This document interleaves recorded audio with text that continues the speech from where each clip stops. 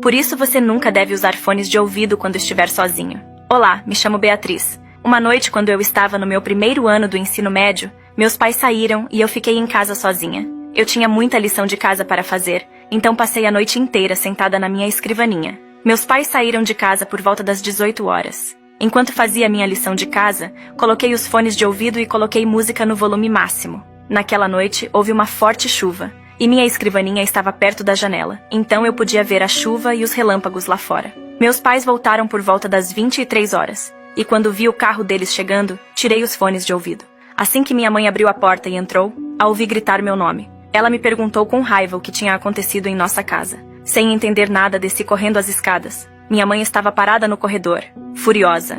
Apontou para o chão e gritou, perguntando se tinha sido eu. Olhei para baixo e vi que o tapete estava coberto de lama. Eu disse que não tinha ideia de como aquelas pegadas chegaram lá, e que tinha passado a noite toda na minha escrivaninha fazendo a lição de casa. A expressão dela mudou de raiva para medo. Ao mesmo tempo, percebemos que poderia haver alguém dentro de casa. Seguimos as pegadas tentando entender toda a situação. Elas começaram pela porta dos fundos, que costumávamos deixar aberta.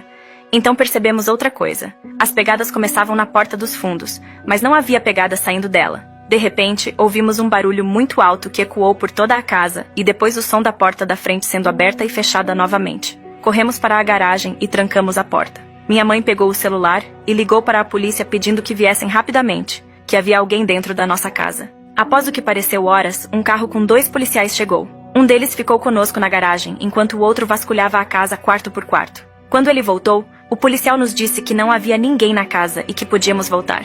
Enquanto todos nós suspirávamos aliviados, ele perguntou, de quem é o quarto lá em cima à esquerda? Meus pais olharam para mim. Era o meu quarto. Ele nos pediu que o seguíssemos. E enquanto caminhávamos pela casa, pudemos ver o rastro de pegadas que iam desde a porta dos fundos, passando pela sala de estar, corredor, escadas, quarto dos meus pais e depois para o meu quarto. Elas pararam na minha porta. O policial apontou para a minha porta, que tinha ficado aberta a noite toda, e estava escrito nela com um marcador preto as seguintes frases: 8 horas e 47 minutos. Estou te vendo. 8 horas e 53 minutos. Esqueceu de trancar a porta dos fundos? 8 horas e 58 minutos. Você parece concentrada. 9 horas e 24 minutos. Vire para cá.